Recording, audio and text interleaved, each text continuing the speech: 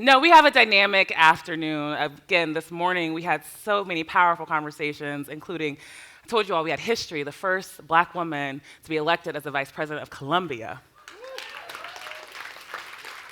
And now you're going to hear from some more history, the first black elected to be in the position as leader of the House Democratic Party, Congressman Hakeem Jeffries. And so I'm going to bring back Alphonso to the stage, who is going to be moderating a conversation with Leader Jeffries as well as Rich Dennis. And I'm telling you all, this is going to be so good. So please give it up for our next panel.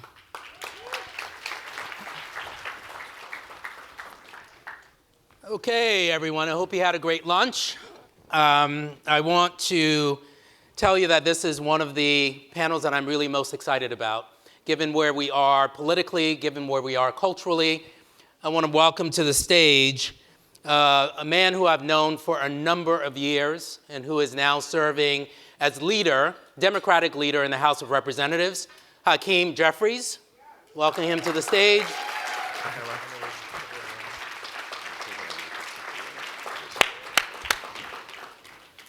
And Richelieu Dennis, who is the CEO and president of the Sundial group of companies. He is going to join us as well. Always working. This is a conversation about, from the perch that you two sit on, economic opportunity, economic justice, where we're going, what your visions are. And I think we're going to start with you. You're the highest ranking member in Congress, and certainly the House of Representatives. And you hold immense power and responsibility. Sometimes we only think about the power. We don't think about the responsibility. You hold both. And some may not know how you got here. So maybe you can help this audience understand how you got to where you are. Well, good afternoon, everybody. Great to be here with you. Great to be with you, Rich. Thanks for everything that you do for the convening of such wonderful people at this very, fragile, critical moment for all of us, for Black America, certainly for the country and for the world. It's an honor to be in this position to represent the communities from whence I came back home in Brooklyn, 8th Congressional District in New York. And that's really where the journey started. I'm born in Brooklyn Hospital, raised in the Cornerstone Baptist Church, came of age in the middle of the crack cocaine epidemic, certainly, grew up during what I think is a, golden era of hip-hop music that was influential. You never thought that hip-hop would take it this far. But also, practicing law, and then making a decision when I was practicing law as a young lawyer at a firm in Manhattan, Paul Weiss, Rifkin, Wharton, and Garrison, receiving what I believed to be was excellent training in the art and science of the law, but thinking that I wanted to use the skills, the advocacy, abilities that I believed I was acquiring on behalf of the communities that raised me up. And so I made the decision that I was going to run for a seat in the New York State Assembly. I challenged an incumbent who was backed by the Brooklyn Democratic Party, Albany political establishment. I was just this young lawyer, actually ran twice against a 20-year plus incumbent, lost twice before I won my first race. And it's an important point for all of us because a lot of folks look at figures in business, in sports, in entertainment, in art, in law, politics, and you see the end of the journey. In some ways, you might say you see the glory but don't understand the story. And the story usually involves adversity. And I think it was Churchill who once made the observation that success is not final, failure is not fatal, all that matters is the courage to continue. That's Churchill. I put it a different way. A knockdown is different than a knockout. That's the Hakeem Jeffries remix, y'all. So I get knocked down twice. But, realize when I looked at other people, successful entrepreneurs, successful people in politics, in sports, and in any field of human endeavor, realized that they also had to confront adversity. You can learn from it. You pick yourself up off the ground, and you power through it. And I was able to do so, eventually win a seat on my third try in the assembly, and then a few years after that, elected to Congress, and then have been on this journey ever since. Let's talk a little bit more about adversity, because Rich, you are one of the most successful people in business by any objective standard. And people see the bright lights, they see Essence Fest, they see what you've accomplished, they see Sundial, but they often don't hear about the adversity you confronted either. Well, I mean, look, the adversity is going to be there. It is a part of the journey. It is probably the most rewarding part of the journey because you get to get over it. My attitude towards problems is that it's just an opportunity to find a solution. And so, whether it's, and I share this with folks, I started out selling soap on the sidewalks of New Orleans at Essence Festival, and then in the parking lot, and then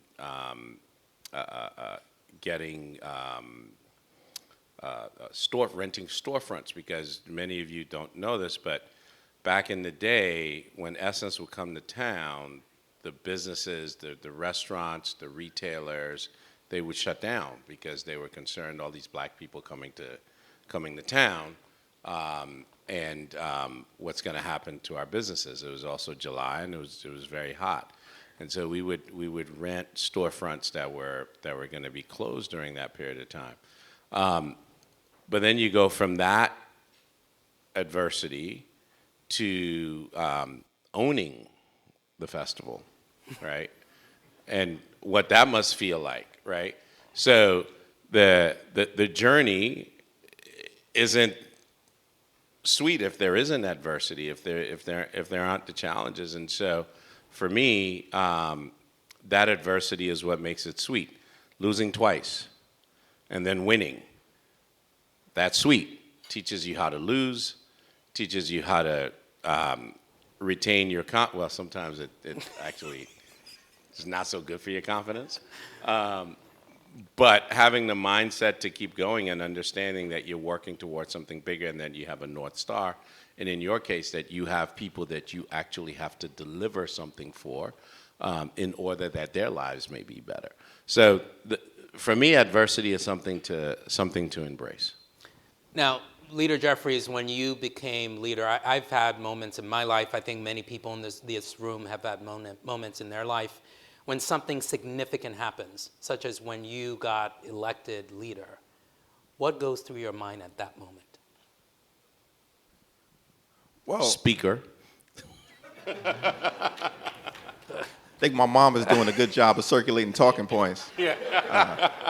But I appreciate the kind observations. I think, when it happened and the baton was passed, and it was really from three legendary leaders, of course, the iconic, former Speaker of the House, Nancy Pelosi, and then also the number 2 and number 3 Democrat at the time, Steny Hoyer, who was the majority leader, and Jim Clyburn, the great Jim Clyburn, who was the House Majority Whip, all deciding at the same time that they're going to pass the baton to a new generation within the House Democratic Caucus. And then, thanks to my colleagues, it fell to me to assume the position of House Democratic Leader at a very fragile time.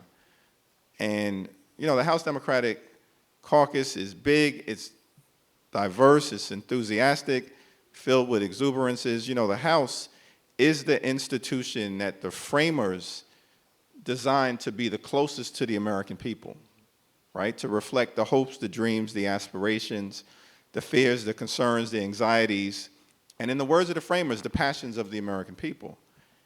And, and that's why we have a 2-year term in the House as compared to a 4-year term the presidency, 6-year term, the Senate, life tenure, Supreme Court. We know there's some folks we want to get rid of on the Supreme Court, but life tenure on the Supreme Court. Along that spectrum, the House, 2 years, to be the closest to the American people. So I think for all of us as we transitioned into this new position, we felt the weight of making sure we stayed authentically close to the American people that we're privileged to represent. And that, I tried to channel the broad diversity of what House Democrats, who I believe are the most authentic representatives of the American people. We reflect the gorgeous mosaic of the American people, and that's evidenced, by just the diversity of the leadership. And, it's an honor to play some part in that. The framers expected the House to be that institution. I'm confident they could have never imagined someone named Hakeem Jeffries holding this position. But they did design the institution to be the most intimate representatives of the American people, and that's what we're going to continue to do. Let's spend a few minutes on the Supreme Court, because you referenced it. Over the past few years, and I think with increasing frequency, the court has upended and gutted case law protecting individual rights and checks and balances in government. From reversing Roe versus Wade to gutting affirmative action last year on the very day that we were here, to, I think last week, eliminating federal regulatory deference in the Chevron case. What do you see as the pathways for protecting individual rights and major pillars of democracy, given that the court appears to be either not interested or absent in protecting those issues? Yeah, I think it's important for us to put it all in a broader context of the moment that we are in the American journey, Black American journey, and the overall American journey, that this, in my view, is a backlash moment. And it's probably the third significant backlash moment that we've experienced in this country. America is a great country. It was born with high ideals. We know that it was also born in an imperfect way. And we had to battle through chattel slavery, this grave crime against humanity. And that's worked through, and there's emancipation, and there's the Reconstruction period, which is designed both to provide rights and economic freedom. The economic freedom piece completely short-circuited after a very short period of time. The Freedmen's Bank and efforts to provide newly freed slaves with property and economic opportunity completely short-circuited, but also the rights that emerged, particularly connected to the 14th Amendment, equal protection under the law, 15th Amendment, theoretically guaranteeing the right to vote. After the Reconstruction period, which lasted from about 1865 to 1878, the North pulls out of the South, Jim Crow descends, the KKK rises up, the black codes are imposed, Supreme Court decides Plessy versus Ferguson, basically authorizing separate and unequal across the country. There's a backlash to the progress of Reconstruction. And that period lasts for a significant period of time, and then a new generation rises up. Supreme Court reverses itself in Brown v. Board of Education, but it took almost 60 years. And then, of course, Dr. King and Rosa Parks and Fannie Lou Hamer and John Lewis and so many amazing heroes and foot soldiers, right, bring about a new era of progress in America, and that's the Civil Rights Movement, unfinished but Civil Rights Movement, Civil Rights Act, Voting Rights Act, Fair Housing Act, Medicare, Medicaid. But then in '68, you get the election of Richard Nixon and another backlash period. And it's anti-busing, it's anti-affirmative action, it's anti-government. And it's also the start of mass incarceration, which happens in Nixon's first term. And when he declares the failed war on drugs, I think it was in 1971, there were less than 300,000 people incarcerated in America to date 2.3 million disproportionately Black and Latino or poor white. Progress followed by backlash. And then, of course, I think there's a new moment of hope that presents itself when President Obama is elected in 2008. And a lot of good, amazing good has come from that, that we could go from the outhouse to the White House. But anyone studying history would know that that was likely to trigger a backlash.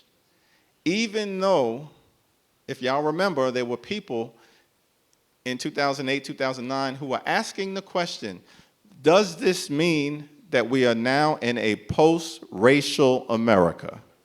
That was the question. Seems silly now, based on what we've experienced, but certainly when you put it in the context of history, you would know what this is likely to trigger is a backlash. And that began with the rise of the Tea Party, saying they want their country back. Wait, who took your country away from you? And then the Supreme Court began this process by striking down large parts of the Voting Rights Act in 2013 in Shelby County versus Holder. And then the backlash intensifies in 2016 with the election of the former president, who's still with us, circling the block, trying to get back into a relationship with the American people. And, of course, the violent insurrection trying to halt the peaceful transfer of power. So we're in a backlash period, and the Supreme Court is just a part of it. So it's important for us to understand the moment that we're in and the need for this generation, just like other generations have in the past when we've been in a backlash moment, to show up and speak up and stand up for what we know is right. And if we do that, we're going to make it through this moment just like other generations have made it through those moments in the past.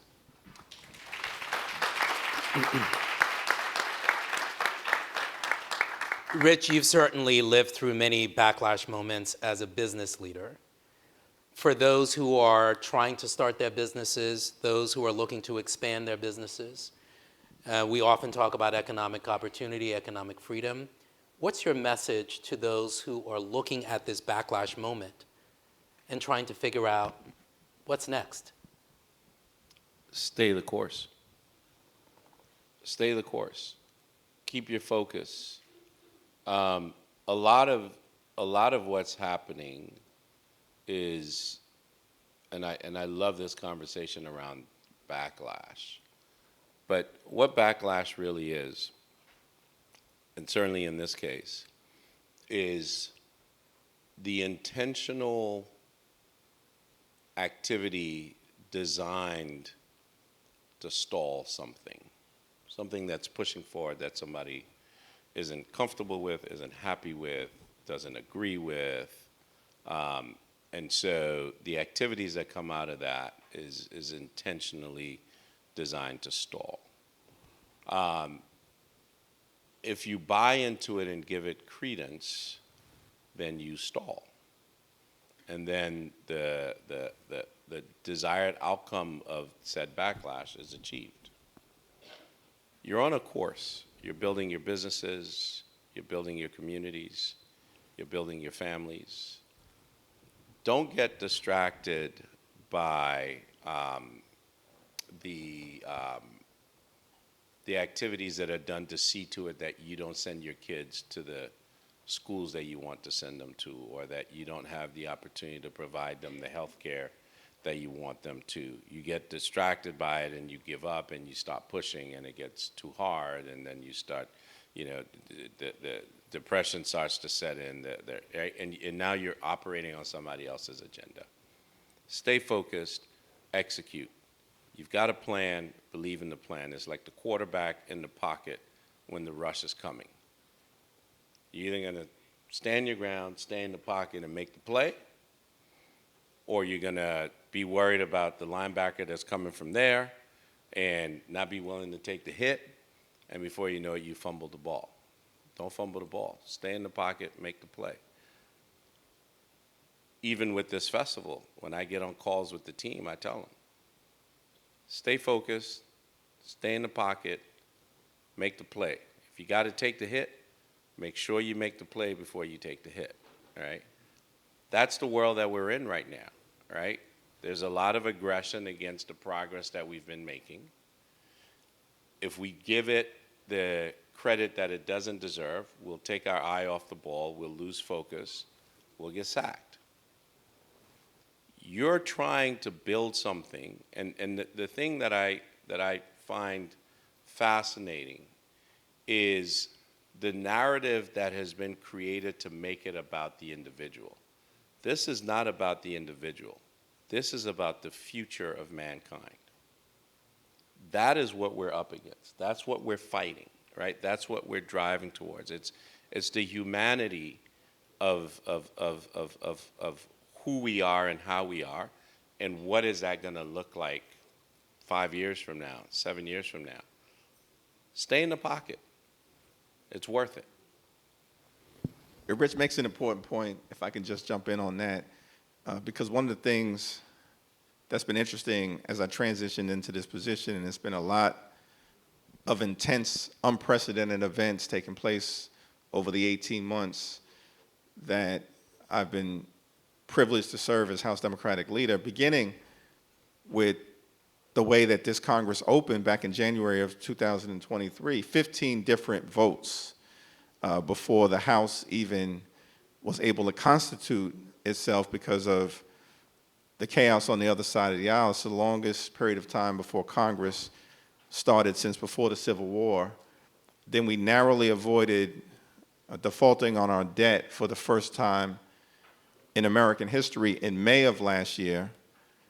And then we came back after the traditional August recess, and the former Speaker unilaterally announced an impeachment inquiry against the President. Then we narrowly avoided a government shutdown at the end of September last year for the first time. And then the Speaker was vacated a few days after that, and the House was without a Speaker for a few weeks. Ongoing conflicts in the Middle East and in Ukraine. Then in mid-November of last year, we had a situation where we narrowly avoided the government shutdown for the second time. A few weeks after that, George Santos was expelled. That created a vacancy in my own backyard in New York, a must-win special election. So I get home over the holidays, and I have to ask the question, how did I get myself into this situation? But the one thing that I've concluded throughout this journey, and it continues to be unprecedented, including the current moment that we're in, is exactly what Rich talked about. I've concluded that calm is an intentional decision, right? You cannot control the unprecedented nature of the moment that we're in, and it's a turbulent one. But you can control how you respond. And that you have to make the intentional decision to stay calm.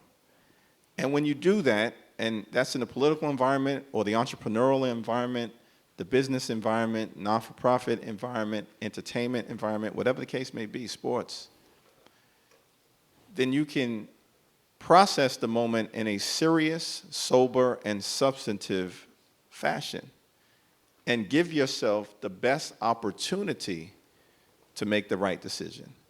And just like Rich said, what separates the best quarterbacks from the mediocre quarterbacks?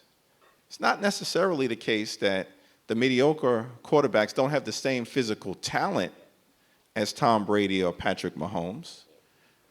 But Patrick Mahomes and Tom Brady know that the rush is coming. They know they're going to get hit. There will be times that they are going to be knocked down and or sacked. But when they're in the pocket, they don't get jittery. They stay calm. And they're focused on executing the play. And what we've got to do all collectively in our individual disciplines and, as a unit in this moment is stay calm, execute the play, and at the end, victory will be achieved. Absolutely. Absolutely. Let's talk about being calm, and let's shift to the elections. I was trying to run out the clock, y'all. I'm not going to let you out without talking about the elections. So let's talk about black jobs. Former President Trump recently stated that migrants are coming into the United States to take black jobs. I would love to hear your response. I would love to hear your response. What's your response to black jobs? Well, I think it was clear that the former president is a quintessential racial arsonist who intentionally uses phrases to inflame the situation, inflame the electorate, inflame his base, and he knows exactly what he's doing. And we've seen this repeatedly, and this is just a recent example of it. When he ran in 2016, right, he had a one-sentence conversation with large parts of his base that when I heard him say it, it was a one-sentence conversation. I said, okay, this is a moment that we're seriously in. Down the stretch, he just looked at his base and said, this is your last chance, folks. What was he saying? I think you got a historic president in the White House for the last 8 years that some may not like. You got a woman on her way, potentially into 1600 Pennsylvania Avenue, and you have the changing demographics in America. This is your last chance, folks. I'm it. In terms of the type of America that some people may believe is slipping away, as opposed to a diverse, pluralistic, see, we all stumble over words. And that was not planned. You got a cold? That was not planned. But, you know, a multicultural democracy that some people have a problem with. And I think this black jobs thing was, you know, an example of him trying to say that, well, your place in the economy, right, perhaps are low wage, undesirable to some job opportunities. That's black jobs. I think that's what he was saying. And it was, you know, a message that is designed intentionally to inflame.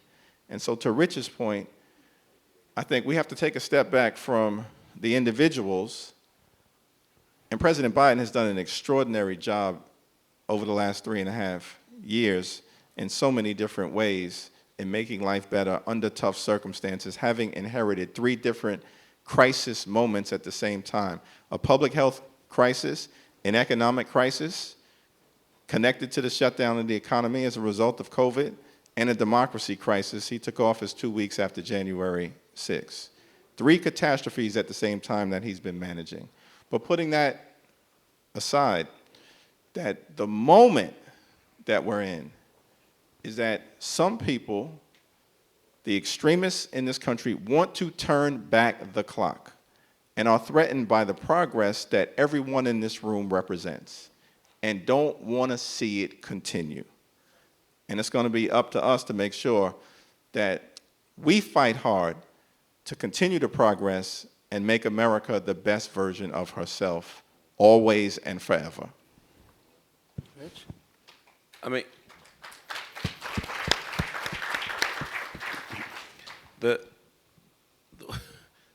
when I heard that, it just reinforced to me the importance of creating our own jobs, of not needing to rely on somebody else to offer us a way to feed our families. All right? And so, to me, what that said is in this room, we're on the right track. In this environment and ecosystem that we're creating, we're on the right track. In this entrepreneurial movement and ownership movement that we've seen in our community over the past 4 or 5 years, we're on the right track. Because it's irking those that don't want to see us move ahead. It's forcing them to create strategies against us that they never thought they would have to create. It's forcing them to distract themselves from building their own to come at ours.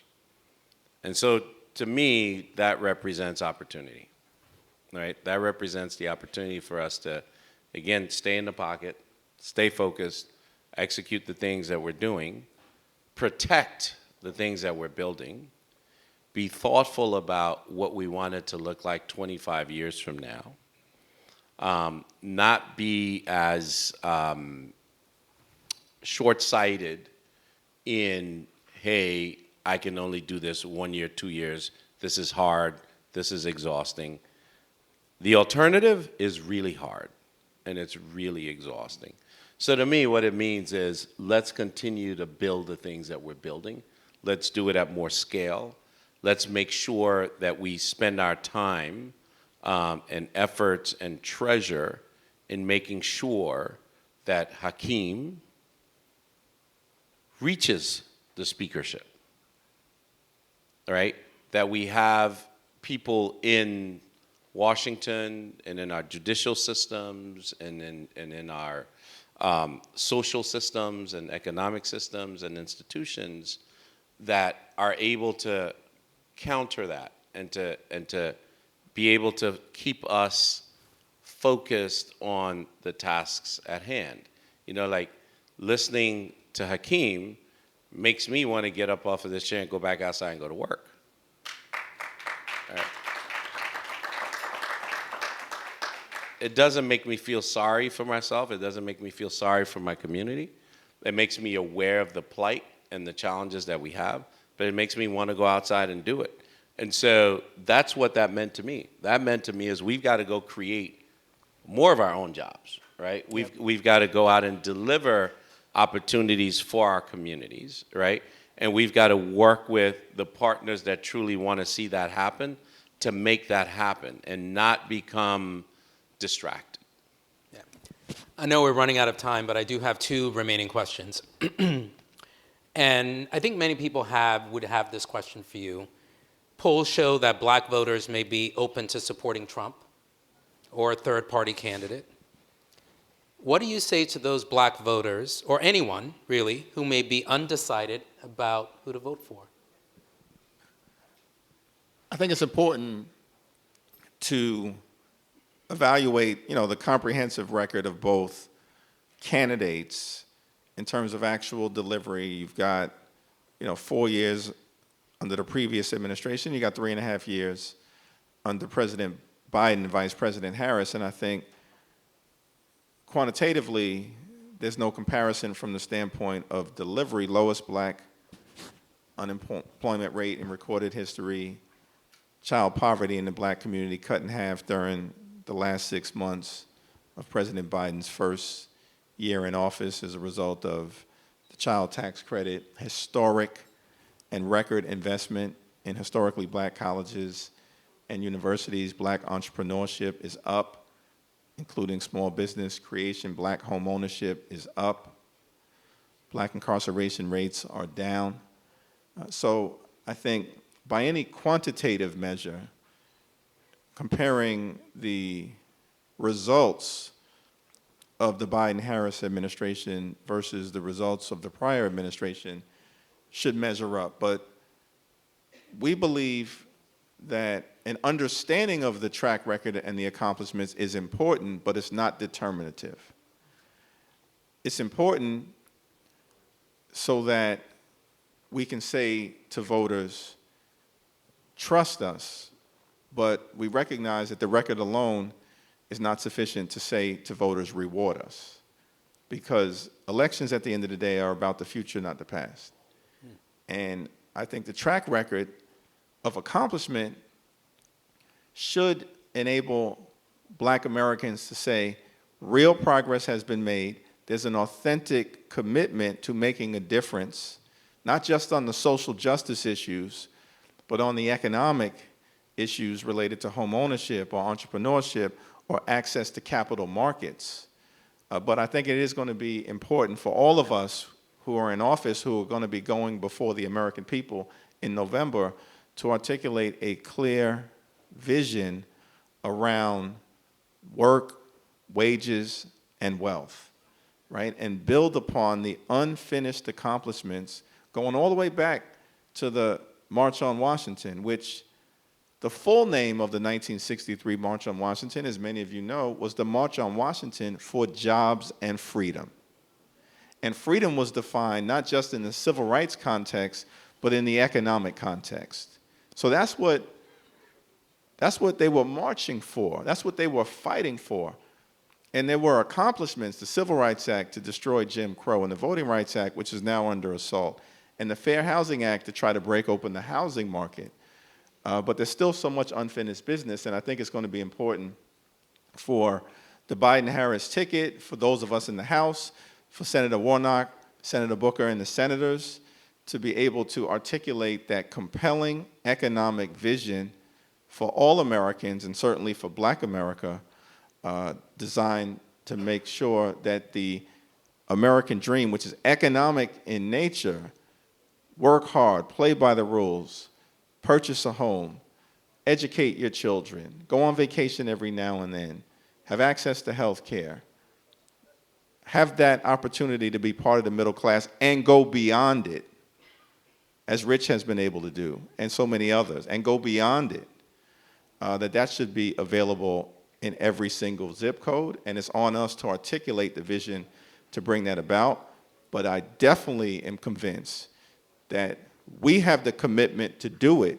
The other side is determined to turn back the clock. Democratic Leader Hakeem Jeffries, thank you for carving out the time to be with us. Rich Dennis, thank you as well.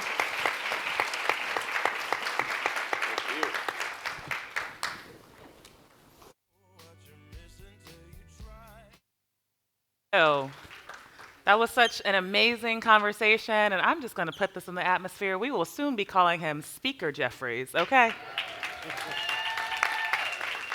I can say that. He can't say that yet, but I can say that.